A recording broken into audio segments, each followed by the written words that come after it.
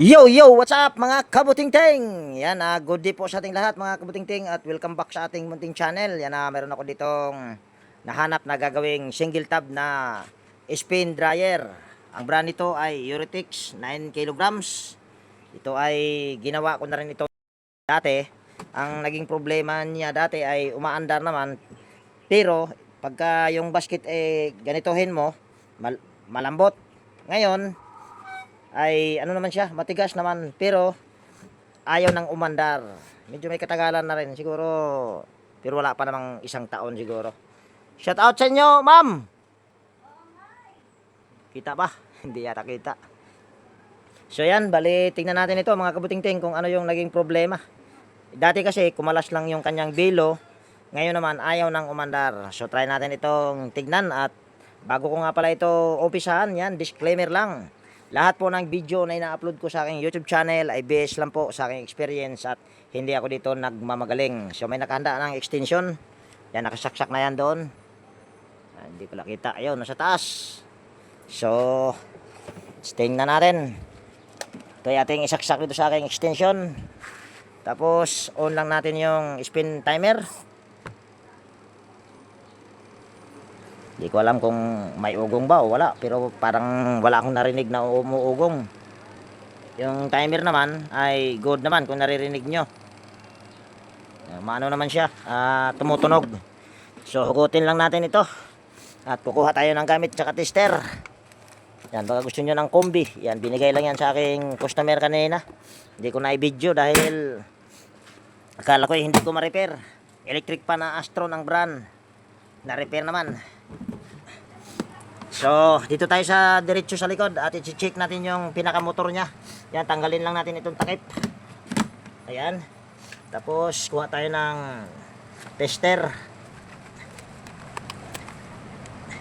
Ayan. Tapos, on lang natin itong ating tester. Silik natin ito sa OL. Ayan, nakasilik na sa OL. Baba lang natin ito ng konti. Tapos tingnan natin yung spin timer kung hindi pa tapos. Ayan, hindi pa tapos. I-on pa natin or iikot. Tapos tingnan natin dito kung mayroon ba tayo na makuhang resistance. Ayan, mayroon. Mayroon tayong nakuhang resistance. Pero bakit ayaw niyang umikot? Ayan, tanggalin natin ito. Tanggalin natin yung close in wire connector. Yung cable tie. Bakit pa close in wire connector kagwang? Ayan, hindi ko ito puputulin dahil wala akong cable tie. Hindi pa ako nakabili.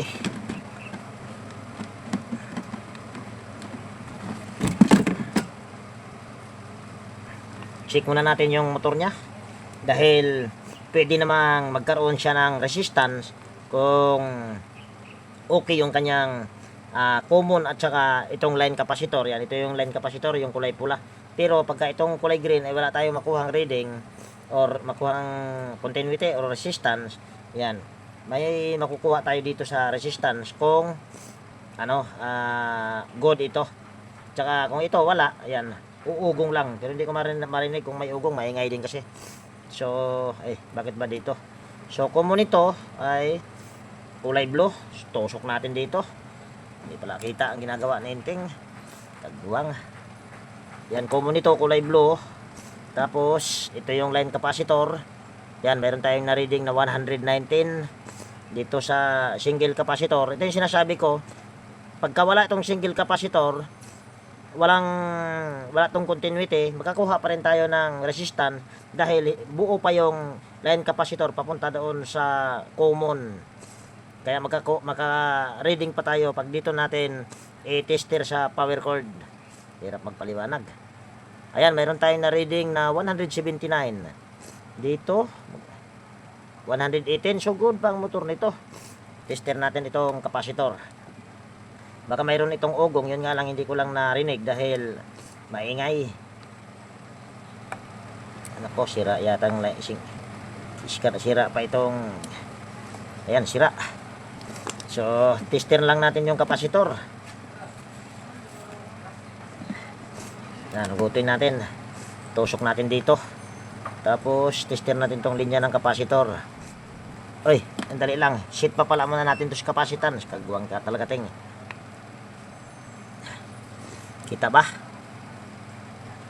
Ayan, tingnan natin. Kung ilang microfarad. 4 UE pa. So good pa siguro yan. Ilang microfarad. Ayan, 4 UF din. Yan o. 4 UF pa. So ibig sabihin, good pa itong kapasitor. Pero bakit ayaw gumana? Check natin yung kanyang preno. Ayan. Ayusin ko lang dito yung aking camera para kitang kita nyo.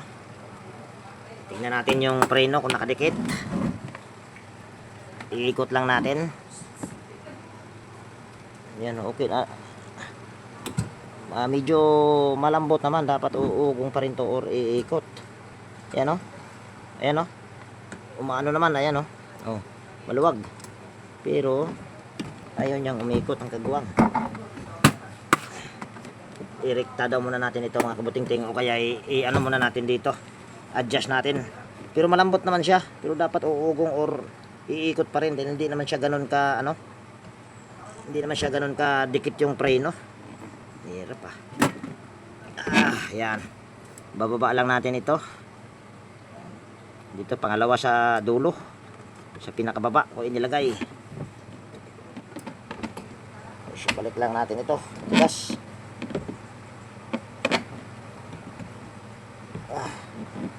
Ayan. Oops, natumba pa. Ayan, parang ayaw nang umangat ha.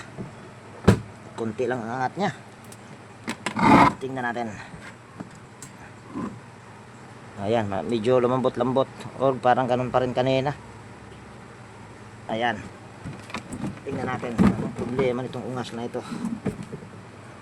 Ayan, balik natin ito. Tapos saksak ko dito ulit yung power cord. Ayan. Tapos ikot ko lang yung spin timer sa taas. Tingnan natin. Naku, pumalaw siya ng konti. Pero naku, ayaw umikot. Hugutin natin. Direkta kaya muna natin ito. Okay naman yung kanyang kapasitor, pero bakit ayaw gumanang ayaw gumana? Dito tayo mag ano.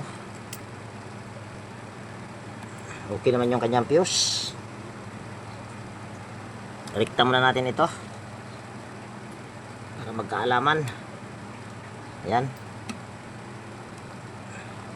Tanggalin natin itong isang close-in wire connector dito sa line capacitor. Ayan.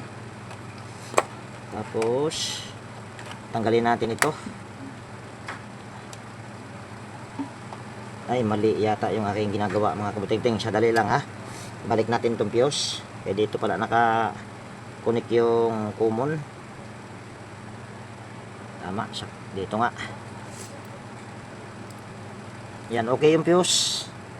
Ito pala dapat ang tanggalin natin. Ito.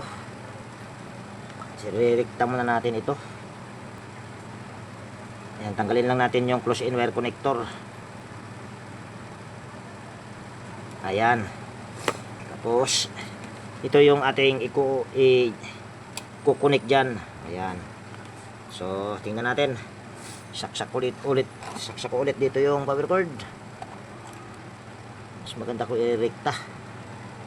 Aalog naman yan kahit hindi nyo makita na may ikot. Ayan. May kumikislap pero ganun pa rin. Ayaw gumana ang kagwang. May kuryente naman.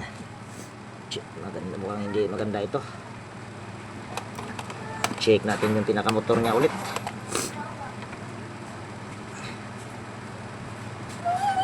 Dali ha. Tanggalin natin ulit ito. Ayun. Ayan. Siguraduhin natin yung pinakamotor niya kung good ba talaga ito. Yan, gamit tayo ulit ng tester. Select natin ito sa OL. Yan, common light blue, kulay blue.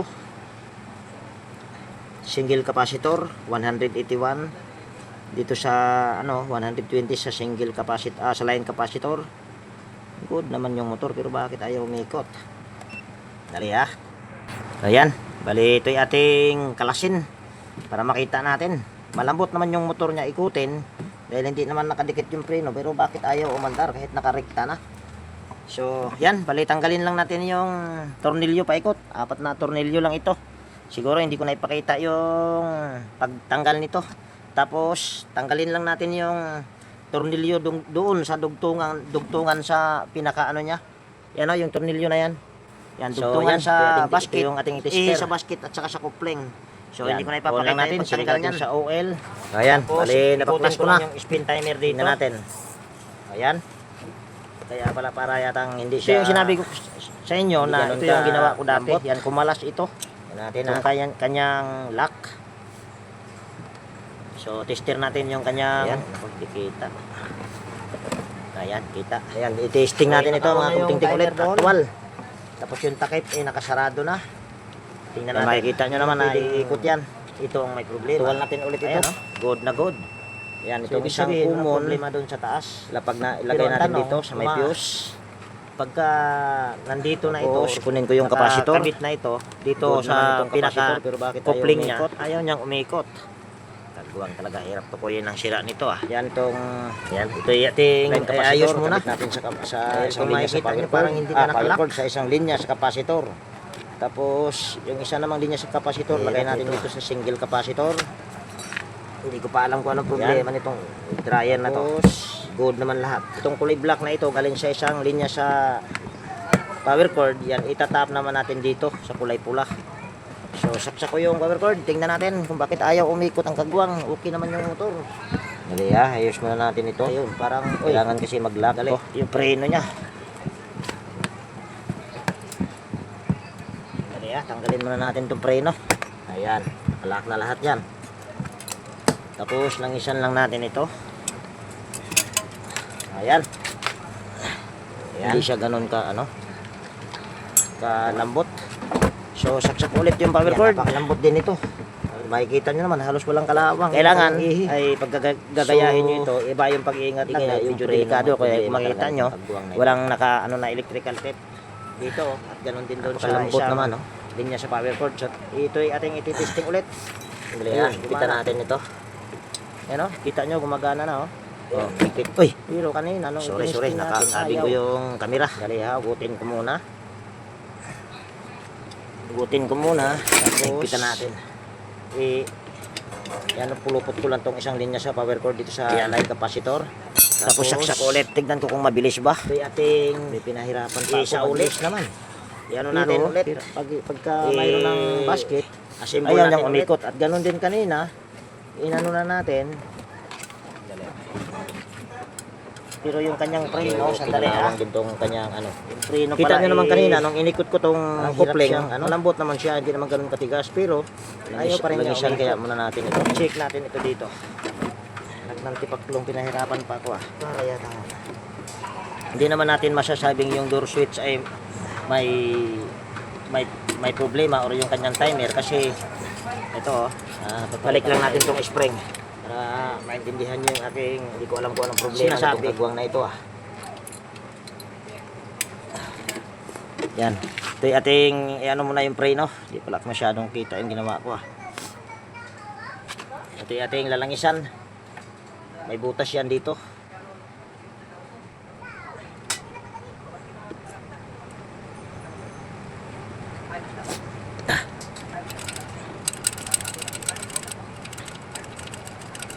Ayan.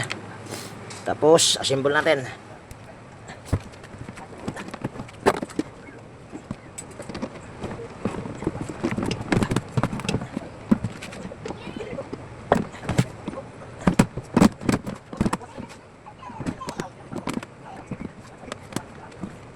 Ayan. Hindi muna natin itornilyo dito. Hindi muna natin itornilyo yung paikot. Ang lalagyan lang natin ng tornilyo, yung pinakaano niya, dugtungan. Testing muna natin. Dahil hindi ko alam kung anong sira nitong kagwang na ito. Yan, higpitan natin yung tornilyo.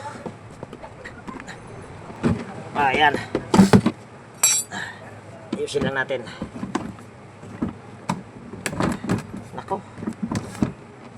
na natin tornilyo yan. Para hindi tayo magtanggal kabit. So, i-wirings lang natin. Dali ha. Ito, lagyan na natin ito ng close in wire connector. Ito yung common. Ayan. Tapos,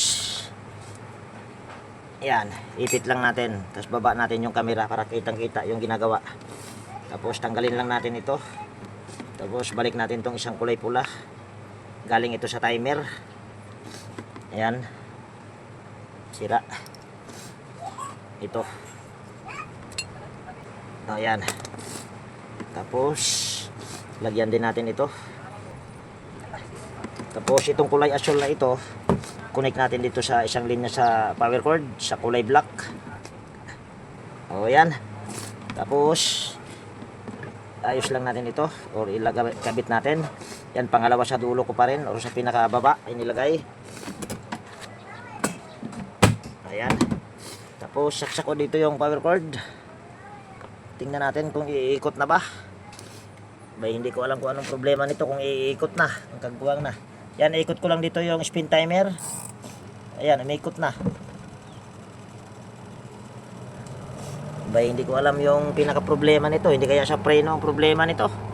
Yan, kayo nang humusga kung ano yung problema nito. Dahil yung preno, kita nyo naman nung inikot ko yung kanyang coupling kanina, ano naman siya, malambot.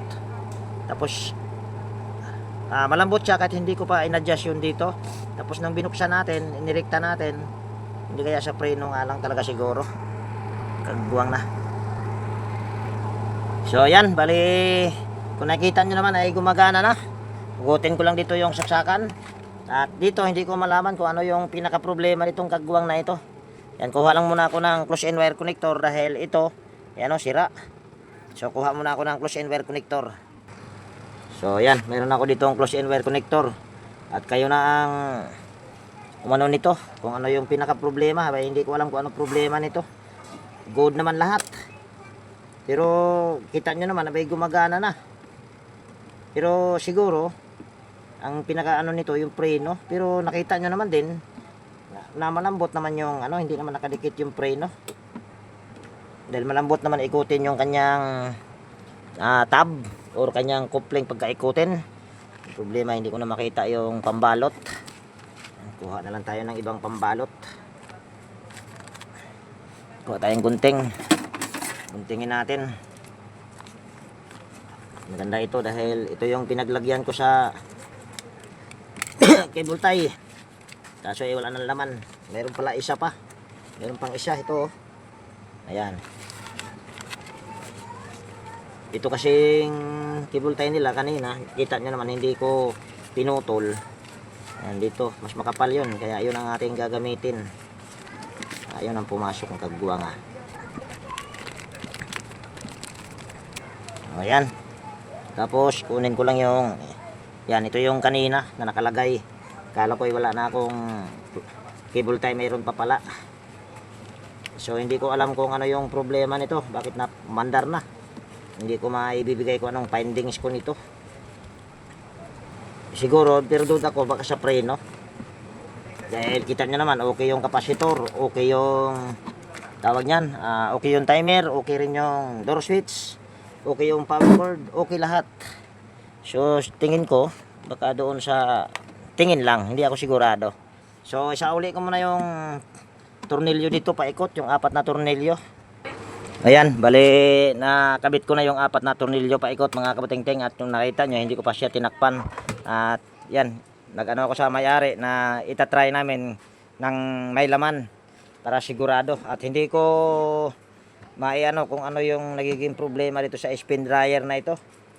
Pwedeng sa preno, dahil ko, pero hindi rin masabi natin sa preno dahil kung sa preno din, abay pag ikutin natin yung coupling, malambot naman. Kita nyo naman din kanina. Kaya hindi ko maano kung ano yung ano nito, problema. Kaya ito, ititesting namin ngayon ng may laman para sigurado. Boss. Yung spin cover niya. Basa na, boss? Basa na? Para magdili basa, boss. Medyo basa. Medyo ra. Sige. Gamay ra, boss, daghan na para sigurado. Ayan. Okay na yan. So, saksak natin ito. Sige, boss. Ayan, umuuga-uga na. At tingnan natin dito. Kanina kasi hindi umuga-uga. Para mang tuyo na yata yung boss dahil wala namang tubaga sa hose. Basahin mo na lang sadya, boss, para matesting, ha? Oh, diri lang, diri butangi diretso. Ayan. Basahin natin mga kabuting-ting. Walang tumaga sa hose, eh. Alam ko, parang tuyo eh. Parang galing doon sa automatic. Kaso, wala na palang kwenta ang preno nito. Madumi rin kasi yung aking kamay. Parang wala nang kwenta yung preno nito. Na, boss. Oh, sige, boss. Para basa, di ba? So, walang tumagas doon sa hose eh. Ipatujok, boss. Ipaikot, baka nang nasa kilid-kilid. Ha. Para basa tanan. Basa na siguro na, boss, no? Eh, boss. Palihog na ko, boss. Mahugaw akong kamot. Puti pa naman. Ayan, testing natin.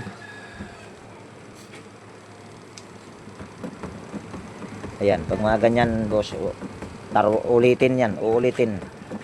Kaya hindi yan naayos pagbutang. Hindi ayos na butang, hindi naayos paglagay. Sige, kinayan, boss. Ayan, gimigiwang-giwang na. Nako, para yatang ayaw nang umikot mga kabuting-ting. Gimigiwang-giwang lang, oh. Ayaw niyang tawag niyan. Ayaw niyang tumining ang kagwang. Hindi maayos ang pagkalagayan, boss. Sandali lang mga kabuting-ting, ha. Ayan, mga kabuting-ting, tumining na. Inayos niya ulit sa pag kaso hindi ganoon ka-tining. Bagay hindi rin kasi pantay yung niya, boss, ano? Yung dito niya. Dapat itining talaga tapos na, boss.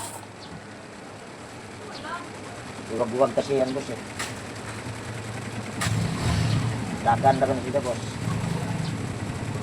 Boss, pag gaganyan, boss, wag na ipilit pag gaganyan malakas. Dali, ha. Tanggalin ko muna yung saksakan. Ako maglagay, boss. Maghuhugas lang ako ng kamay dahil madumi yung kamay ko. So, ayan. Bali, pinabasa ko ulit sa kanila yung damit. Ayun, oh. Nasa planggana. Sige, ma'am. Ilagay nyo dito, ma'am.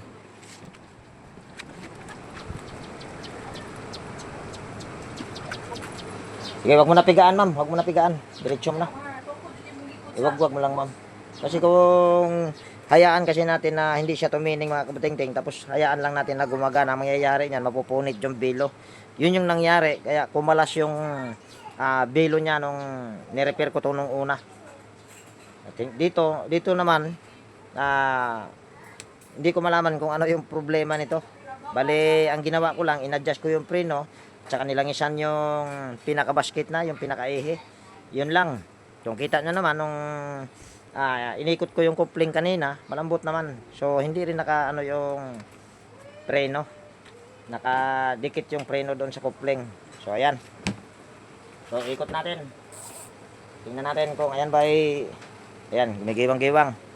At tumining. O, yan ang dapat.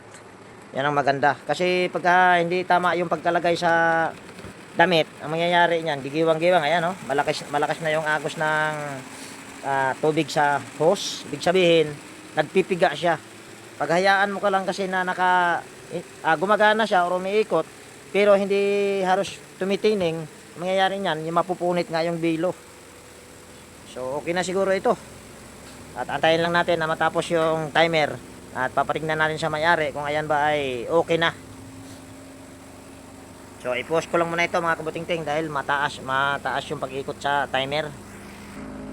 Ayan, bali tinawag ko yung may-ari mga kabuting-ting at hindi pa tapos yung spin timer niya. Pero yung tubig dito sa hose yan halos wala nang tumagas, so wala nang mapipigayan. Kaya ang pagkaganyan, mabuti pa itapos na. At yung preno nito mga kabuting-ting, wala na. Hindi na siya dumidikit. Dahil dapat pagka itaas mo tong kanyang takip, hihinto na yan siya kaagad. Pero try kong gawa ng paraan yan. Tanggalin ko muna dito isaksakan. Tingnan nyo ma'am kung natuyo ma'am. Ay sa bagay, hindi naman matutuyong-tuyo talaga yan. Yan, inayos ko lang dito yung preno niya mga kabuting-ting. Bali, Oo. Hindi naman siya. adjust ko lang pataas yung kanyang hook. I-testing daw natin ulit ma'am. Sige. Bayaan nyo ma'am. Ay, sakan eh. Kung hihinto, bayaan mo na yan. Bayaan mo na yan. Ayan, may ikot. Tapos itaas ko lang ito. O, ayan, okay na ma'am. Sige. Tugutin mo na ma'am dahil humihinto na kagad. Ito na siya. Oh, pagka itaas mo. Natuyo ma'am. So, pakita ko lang sa inyo mga kabuting-ting na gumagana. Ikot lang natin. Ayan, may ikot. Kanina, nung itinaas namin yung kanyang takip, ay ayaw huminto ngayon. Tingnan natin. Ayan, may hinto na. At ang ginawa ko, yan, hindi ko engine nyo lang nakita. Yan, in-adjust ko lang ito. Yan, itinaas ko. Kung nakita nyo kanina, dito sa pangalawa sa dulo, ikinabit ko yung kanyang hook. Pero ngayon, ayan o, nasa taas na. Or nasa gitna, banda. O hindi pa nga sa gitna, nasa taas pa ng konti. So yan ay okay na yan mga kabuting-ting. Dahil kung makikita nyo naman, ayan o. Oh, humihinto kagad. So yan, dito ko natapusin yung video natin at hindi ko masabi kung ano yung pinaka problema nitong spin dryer na ito. Kung ano yung problem niya. So kayo na ang bahala or kayo na kung ano yung naging problema sa spin dryer nito. Dahil sabi ko nga hindi ko malaman kung ano yung problema pero napagana natin. So yan, dito ko natapusin yung video natin sa araw na ito mga kabuting-ting. At kung nagustuhan niya ito at kung mayroon kayong natutunan, baka pwedeng palike naman at pakishare. At higit sa lahat, kung bago kayong napadpad dito sa aking munting channel, baka pwedeng hilingin ko na rin yung inyong pag-subscribe at pakipindot na rin yung notification bell at ilagay sa all para ma-notify ka pag mayroon akong mga bagong i-upload na video. So yan, lagi nag-iwan sa inyo, nang ingat tayo palagi at God bless po sa ating lahat mga kabuting-ting. Yan, bye bye na po!